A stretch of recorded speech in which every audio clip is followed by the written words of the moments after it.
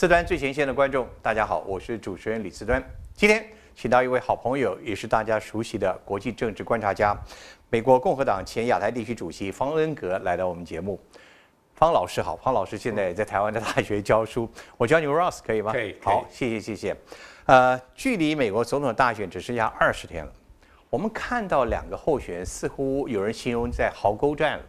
似乎都是要深入险境到对方支持者的阵营去挖票，所以我们不如从今天开始，也就是几个钟头之前，我们看到的贺锦丽 Harris 去了一向是保守派大营的福斯电视网 Fox 上节目，跟主持人唇枪舌战，你也看了引起美国媒体很多的讨论，你觉得怎么样？我有看到一些亲民主党亲贺锦丽的媒体已经说这次的访问看起来不是一个访问，看起来是一个辩论会，因为Fox 的这个记者一直打断插嘴，然后他问的问题都有点像川普前总统在造势大会的时候用的 talking points 讲的一些重点，不管是在移民方面或经济方面或其他方面。所以当然贺锦丽决定接受这个 Fox News 的访问的时候，他知道会非常是一个很大的挑战了。那 Fox Audience 其实很多民调显示，不是100%都是亲川普，也有一些民主党支持者也偶尔会看 Fox。那他能不能透过这次上 Fox 新闻的节目来拉票？我觉得可能性不大，因为大部分的选民已经决定了，那还没决定的选民就是 undecided voters 也越来越少。那他的目的是什么？他的目的是因为常常被批评。本来他成为候选人的时候，就是拜登退出之后，原来他没有接受任何访问，所以那个时候他被批评Harris 贺锦丽，你真的很怕什么？你为什么不接受访问？连友善媒体你都不接受访问。然后后来从9月中他就慢慢开始接受媒体访问，但是大部分都是亲他的媒体。比如说左派的媒体，所以又有批评的声音来说，贺锦丽，你为什么只有接受友善媒体的访问？你很怕什么？你为什么不接受比较 tough、比较 challenging 的访问？然后后来他就决定接受这个 Fox News 的访问。所以某方面来看，这是一个形势所迫他必须来做这件事情。总体来看，贺锦丽到现在为止，所有的民调到最后此刻所显示的，无非就是拉锯战接近的程度都是非常些微，到最后此刻，这意味着什么？你觉得？很多选民不管川普的他个人的 style 是怎么样，或者他过去有做什么事情还是有很多选民愿意支持他，因为他们回头看认为，在川普执政的10年。他就是2017到2021年的时候，川普那个时候那个时代经济发展有，通货膨胀没有，然后国际局势没有那么乱七八糟，没有乌克兰战争，没有中东战争等等，所以很多选民他们是看个人的看自己个人状况经济状况，所以很多选民还是认为川普执政的时候。相关情势都还 OK 吧，所以他们愿意给他一个 second chance。然后呢，很多选民同时也认为，贺锦丽他太作了。其实民主党从2020年选举之后执政，在2021跟2022年也是联合政府，因为国会2院、众议院跟参议院。民主党也是多数党，那另外白宫总统也是民主党，所以他们有通过很多法案，就成为美国的有总统签署就成为美国的法律。那很多人还是会认为美国的民主党有一点点太左，不符合一般美国选民的期待，尤其是离开大城，这些大城市都偏左，人口多，但是这个不等同一般美国人的想法。如果这个去美国中部东南部一般美国人还是比较保守一点所以很多选民也是认为贺锦丽这个人他政治理念实在太左了，这也是引起很多人愿意再次给川普一个机会。那同时还是有偏左的选民，他们认为共和党太右了，too right wing，然后太保守了。他如果个人的政治理念是比较进步一点，比较 progressive， 那就一定会投给民主党和金类。所以我们有个图可以等用看一下，就是这是在拜登上次的选举的时候，当然后面白色的这个显示区域是后来未定的州，但是从刚刚你的讲法来讲，就是美国人的。我们红色这边代表的是共和党的支持者，蓝的代表是民主党的支持者。但是对不起，我先插嘴一下，我要强调一件事情，比如说纽约、宾州、Michigan、Illinois、Wisconsin，还有 Colorado、Arizona， 虽然上次是投给拜登投蓝的，所以才是蓝色的，但是我们要记住一件事情，这几个摇摆州都有一个大城市，在大城市。拜登选票是比较多，但是如果你在纽约州离开 New York City 的话，你去纽约的北部，或在 Michigan 你离开 Detroit， 在 Illinois 离开 Chicago， 在 Wisconsin 离开 Milwaukee， 在 Georgia 离开 Atlanta， 其他的地区都会投给共和党，所以其实美国选民真的是很多人，除了大城市之外，一般人在小城市或在乡下。还是偏向共和党比较保守，所以要记得观众朋友要记得一件事情：如果你下次去美国，你做 car tour， 你 travel around America 的话，如果你刚好你在 Arkansas 和 Oklahoma， 你在 highway 在高速公路旁边去吃饭，你要记得不要说你支持贺锦丽，一定要说我爱川普 ，I love gun rights。但是去加州呢？其实，所以我刚刚说的那个很重要，加州也是。你离开洛杉矶，你离开旧金山这两个大城市之外，连加州其他的地方，通通都投给共和党，通通都是比较保守。因为除了洛杉矶跟旧金山或 San Jose 之外，加州其他地方也是乡下，也是农民。之类的，所以连在加州，你离开大城市的时候，你一定要说我支持川普，我反对堕胎，我支持大家都可以带枪之类的言语，不然别人会跟你很生气了。所以，罗老师，我们从这张地图上，也许可以让非美国选民的这些我们的观众啊，更了解一下，几个说法是不是正确？第一个，大部分在美国选民当中的话哦。城市人口代表一般他们教育程度高一点，经济能力好一点，中产阶级多一点，但这不是 majority 的 American。大城市以外的人，他们大部分都是高中教育啊，从事的是普通的劳务工作，蓝领阶级多一点。第二个，美国人的思想态度基本上还是保守立场居多。然后第三个来讲，就是大部分的美国人认为经济的状况此刻不如4年前。换言之，这4年他们过得并不好。换言之，对川普的经济政策，在他过去掌政的4年，他反而有点信心，是这个意思吧？没错，因为从拜登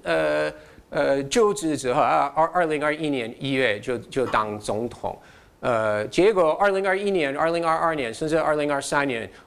美国通货膨胀问题非常非常严重。我今年5月底我会去美国看父母的时候，我陪他们去超市买东西。我们3个人没有买很多东西，但是还是要付200块美金啊！而且我有看到我父母已经习惯，他们觉得非常正常，他们不会说哇东西。怎么这么贵？他们一路不会，他们已经习惯去买东西的时候是非常非常非常贵。这个是美国所有的地区都有碰到这个通货膨胀的问题，在过去3年都有体验到这个通货膨胀的问题。所以你说的是没错。很多选民认为，嘿，在川普执政的时候，不管他个人风格怎么样，他骂谁，或甚至他偶尔会说谎等等。但是我看我个人经济状况，在他执政的时候还 OK 了，没有拜登执政那么坏，所以很多选民愿意再次给川普一个机会。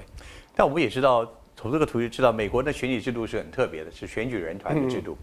很多州是以 winner take all， 但并不是看那个普选的选民数。所以第一个问题问 Ross， 在你来看这场选举的结果是不是虽然还剩20天，但的 final result 差不多已经确定了？我只能说，如果今天是投票日的话，我还是认为川普会当选。OK， 那贺锦丽还在抢什么呢？民主党还有没有希望呢？就是要看其实有一个关键是黑人票，为什么呢？黑人票因为几个摇摆州，包含 Georgia 有大城市 Atlanta， 然后宾州 Pennsylvania 有费城，然后 Michigan 重要摇摆州有 Detroit， 然后Wisconsin 州有 Milwaukee， 那这些大城市黑人票很多，要看看黑人票，第一要看投票率，第二要看多少投给川普，多少投给贺锦丽。黑人在过去几次选举，他们是支持民主党的人数比较多，对，是九成以上。但这次好像不是了，对不对？但是这次好像是9成以下，那这个就是一个关键。如果在宾州，因为一点点黑人男性票，从2020年投给拜登到2024年投给川普，只有一点点的黑人票从从拜登传到川普，就会决定一切，就这么简单。所以我们看到这几天贺锦丽也是的确的在向黑人选民诉求，特别是男性的黑人。对，所以就是你们一定要投给我，不能再找理由。几乎是说我是你们同乡都要说出来。然后上礼拜奥巴马前总统也参加公开活动，然后他也是一样说你们黑人男性票怎么样啊？你为什么不支持我们黑人女性候选人？是不是你歧视女性？川普同样的时间也在争取女性选民，他知道女性对他来讲，可能基于他过去的很多事情啊，有些不良的印象，包括生育权的问题啊，包括他的风流账啊，我不知道是不是这样子。所以在你来看，这个时候虽然大局对Harris 是不利的，还有没有任何可能的变化？你还有没有可能？不能排除啊，因为目前还是有大概不管是哪一州，还是有大概3%的选民在民调说我还没决定，所以不管是 Georgia 或宾州 Michigan 这几个摇摆州，最后的差距可能是1%以下，不是3%了，这摇摆州不是3%的差距了，那1%这个差额，那要看3%的还没决定的选民，所以如果他们最后这个3%大部分最后投给贺锦丽的话，他还是有机会当选，所以还是要看这个 undecided 还有黑人票，真的很重要。如果这次的开票跟上4年前一样，拖延了一段时间，而且刚开始看到的票数对计算是对川普有利，你担不担心这次的开票？我担心的部分是你刚刚说的，是会拖一点时间，因为在第一时间，川普跟4年以前会有一样的动作，在第一时间就是在晚上，比如说东部晚上，美国东部的晚上大概9点10点左右，就是在东部已经结束投票，西部还没有。那川普在第一时间就会出来说：“我当选总统。”他会自行说：“我当选了。”就跟4年前一样。然后他说：“如果我不当选，一定是因为有人作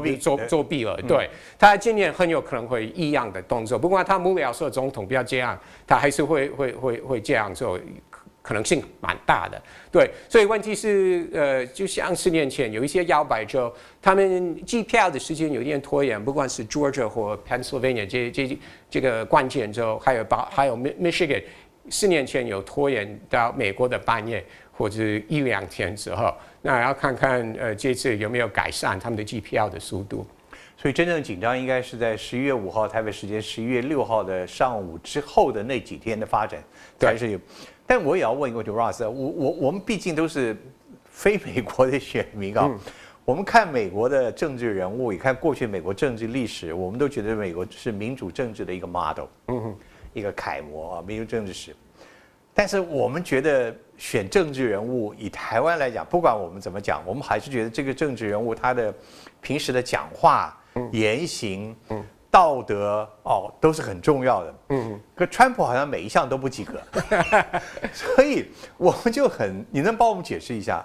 ？Why 为什么美国人那么多人，我不能说爱他，支持他，信任他，即使看到他很多夸张的谎言，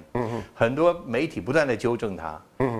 他很多的言行似乎已经超越了道德的最低尺度，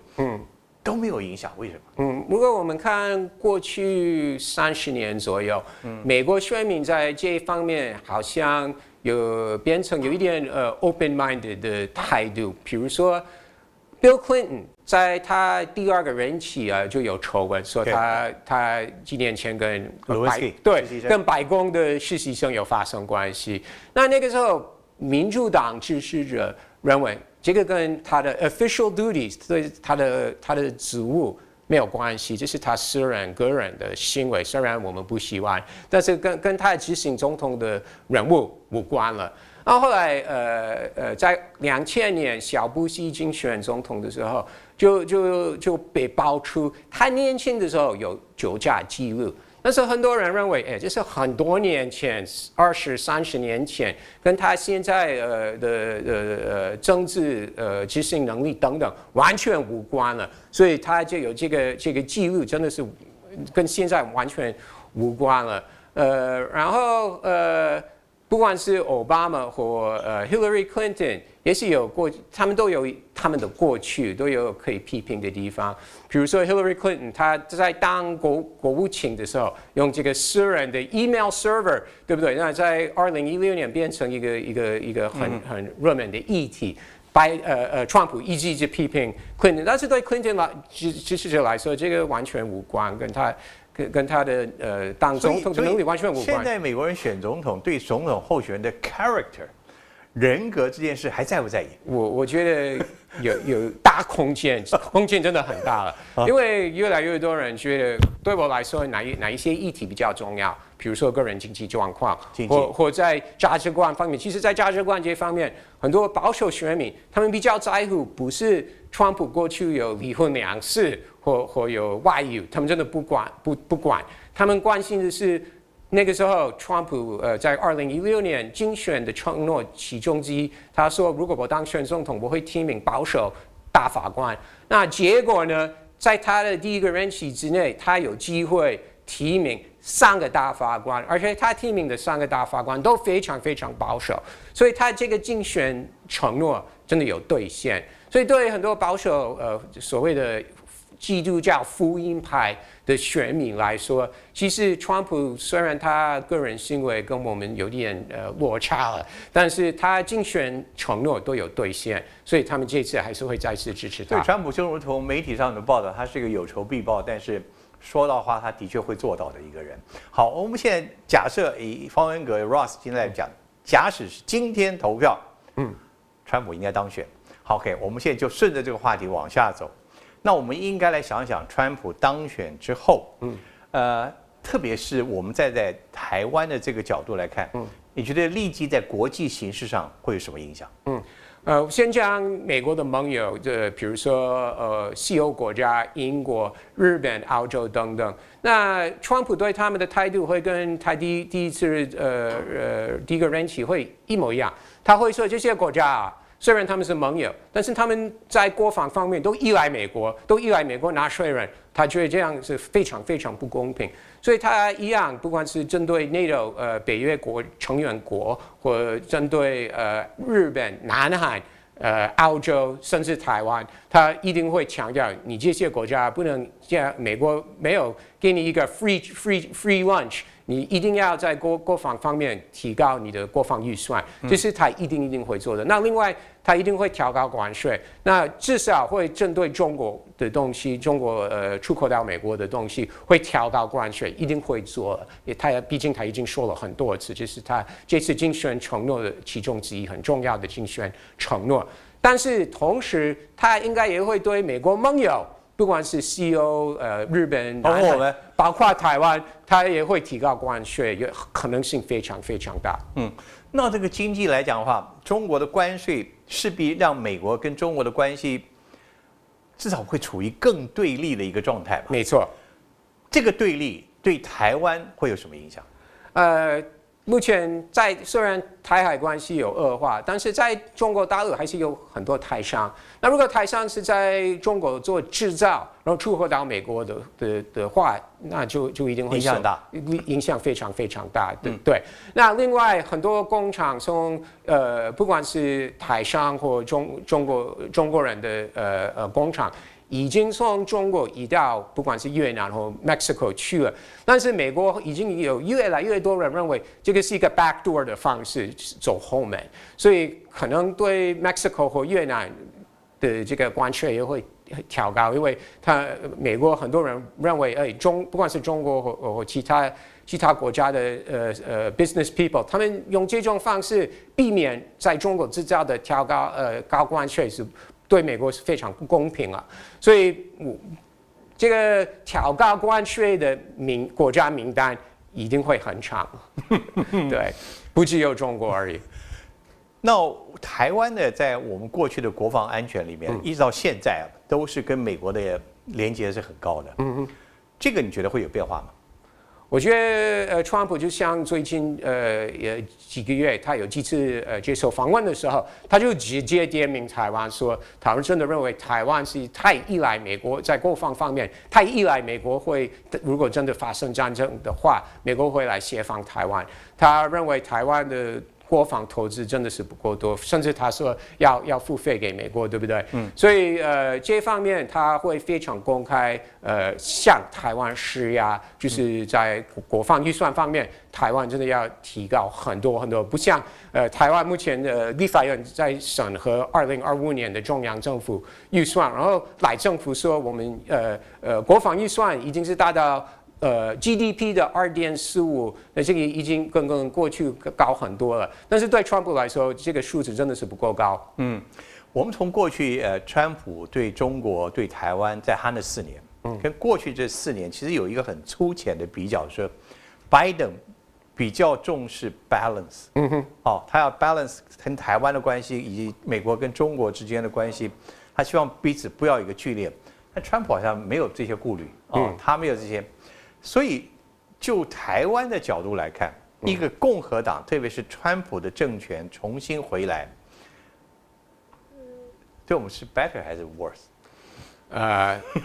应该是 worse 吧，因为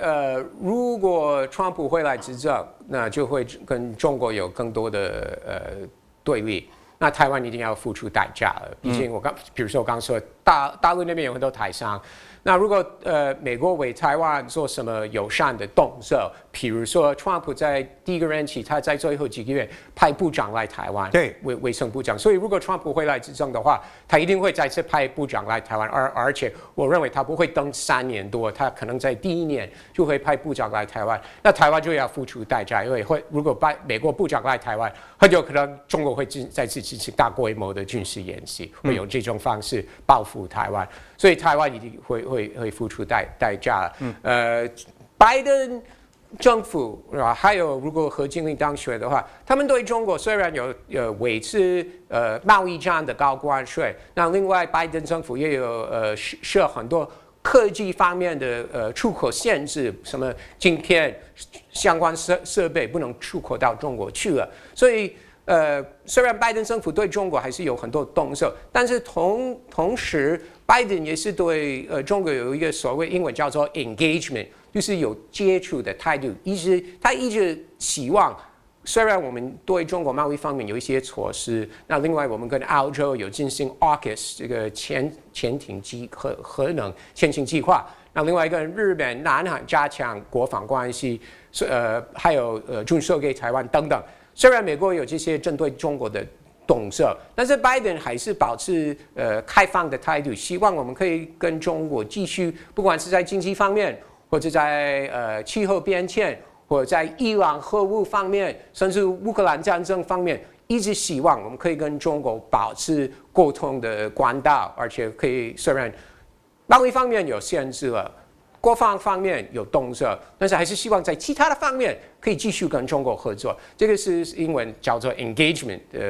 接触的态度。贺锦丽也会一样，他就会跟着拜登有这个，虽然有一些贸易方面、国防方面的动作，还是希望可以跟中国在气候变迁或其他方面可以保持接触啊。那川普的幕僚团队，如果他回来执政的话，简单的说，他们是抗中保台的幕僚，他们会在跟中国方面不会像不管是公共卫生或气候变迁等等这些议题，根本不会跟中国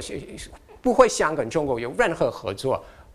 那这个是很大的差别。所以拜登，我们可以从你的话讲，拜登他的策略应该是属于比较传统的政治家的那种方式啊，既包围，但我也跟你保持一个开放的性的接触，我们彼此能够最好和平往来。对。但川普没有那种逻辑，也没有那种传统的束缚，他可以来做这个事情。所以有一句话，你同不同意？在未来川普的政权之下，台湾极可能会成为中美两国的这个 game 里面的一个 pawn， 一个棋子。这话对不对？或许对川普本人就是这样，但是我相信他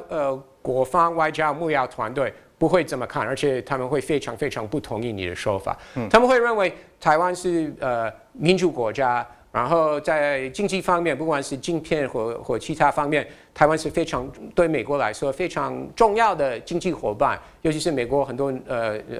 农产品也是出口到台湾来，对不对？所以他幕僚团队不会这样看。他们不会认为台湾是一个弃子而已，他们会觉得台湾是一个真正的值得保护的一个伙伴。所以或许到时候，川普总统本人他的想法跟幕僚团队想法这方面会有很大的不一样。所以我问题就是看你从哪个角度去看啊，对不对？任何一个角度都有 positive 也有 negative 的这个正面反面，对不对？来看，所以Ross， 我们这样来讲，目前这次美国选举。最后，如果是民主党的 Harris 阵营得胜，大概以国际群势，包括以台湾的未来来讲，可能还会继续顺着目前的情势往下走。但如果川普当选，那就是一堆的 change 要来了。对，没错，我同意啊。好，那这个 change 当中，不应该都用 negative 角度去看，是不是？对，我举一个例子好了。如果川普会来执政，然后他非常非常直接批评北约国，说你们国防投资不够，那就造成最后的结果是他们真的调高国防投资、国防预算，对美国是好事情啊，对不对？所以你可以不喜欢川普的 style， 他说话方式，尤其是针对美国的盟友，非常直接讲话，非常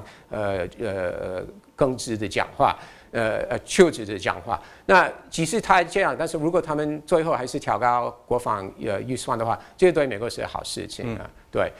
但是如果是何经理的话，因为拜登过去10年在国际形势，他非常非常依赖美国盟友一起合作，不管是在针对乌克兰和针对中国了，它都是拉近跟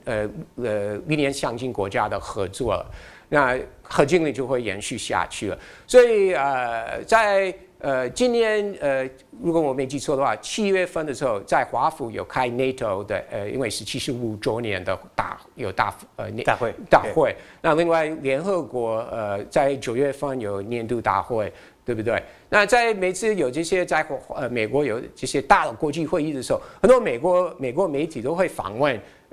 相关国家的官员，比如说英国、法国、西欧国家的外交官员，然后这些人很明显都是希望贺锦丽会当选，他们真的是不欢迎川普会来，因为他们知道川普的 style 会非常不一样。其实我觉得这就是一个很矛盾的地方，似乎国际间呢，包括美国很多盟友害怕川普重来，worry， 但是他们好像有一种预期，这个难以避免了。但另一方面，我就问了最后2个问题，第一个。对美国自己选民来讲，川普未来这4年，因为我觉得川普上次的4年有 COVID 的影响，真的影响太大了，所以不知道他真的施政是不是有那么高的 performance。你觉得未来这4年对美国人民自己会有什么改变？是好的吗？其实这个是跟美国税务有很大的关系。为什么呢？川普在他第一年，就是2017年那个时候，也是所谓的联合执政，因为国会两院那年是共和党，白宫也是共和党籍的川普，所以2017年底有通过一个税务改革的方案。那个方案所有的降税的条件。都是有8年的期间，在8年就会取消，8年之后取消，那就是等同2025年就会取消。所以不管是民主党、共和党，他们都想延续这些降税的条件，没有人想负责调高所得税或其他的税务。所以明年不管谁执政，不管谁国会两院是哪一党是多数党，他们一定要进行一个大型的税务方面改革的方案，必须要通过，要不然本来降税都会自动提高，对。所以很多选民都是在乎个人经济状况，对不对？所以他们都是在看明年这个税务改革的方案会怎么样进行。国会其实是台湾选民可能比较忽略的一个，可是对美国来讲 ，Capitol 这次选举其实是同等重要，跟总统的选举，可不可能川普到最后会把国会也拿下？不排除啊，为什么呢？因为按照目前的这个版图，全美版图哪一州有这次要选参议员，参议院的部分目前民主党是多数党，但是会翻盘。但很小的一席而已啊。只要你是51至跟14、9，也就是多数党。那如果是50的话。tie-breaking vote 就是副总统来做，所以如果是50，然后川普是当选，那就当统共和党会control 参议院。但是很明显，按照哪一州要投参议院，这次要投参议院，很明显共和党的机会很大了，会翻盘。那众议院是 opposite， 是相反的。目前是共和党是多数党，但是民主党有机会翻盘是比较大的，所以或许众议院是有民主党当多数党，但是不能排除共和党会维持有这个多数党的优势，也有可能，所以不能排除川普会有联合执政的情况。回想起来，当初拜登的 drop out 退出选举，好像还是没有办法最后改变最后的结果。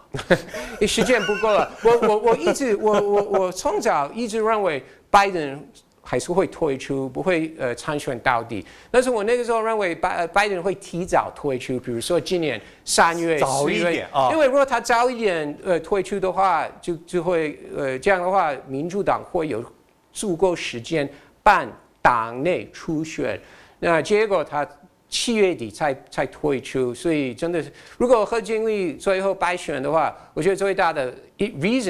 理由应该是时间不够。结果，他未来还有别的机会吗？你说2028年吗？我没办法想那么远，真的。我们先办好这次选举再说啊。好，今天宣扬，谢谢方文哥到我们节目来。不过我们刚刚讲到了，还是很 tight。没错。然后虽然20天，我们不能够说这世界上20天什么变数都不发生，天下没有这回事情啊！你看到的民主党还在努力的挖最后的选票，似乎看起来双方阵营到现在都是自己的投票支持者已经坚定了，现在所挖的就是投票率的问题，是不是能更多的人能够出来投票，最后拿这个人数上的优势来企图能够制造一些些微的不同。刚刚登哥提供这张图，你看出来，就是那几个极小的州、极少数的一个地区，在做最后的决定的一个选择。所以，我们可能到最后一天是4号都不知道最后结果是什么。是，没错。美国大最近30年没有看过这种选举啊。对啊，但是我们有选举的争议就是这次也不会是第一次。比如说2000年小布希跟al Gore也是有2000年Gore那拖了好久啊，他最后好几个礼拜，对。OK， 所以准备好，您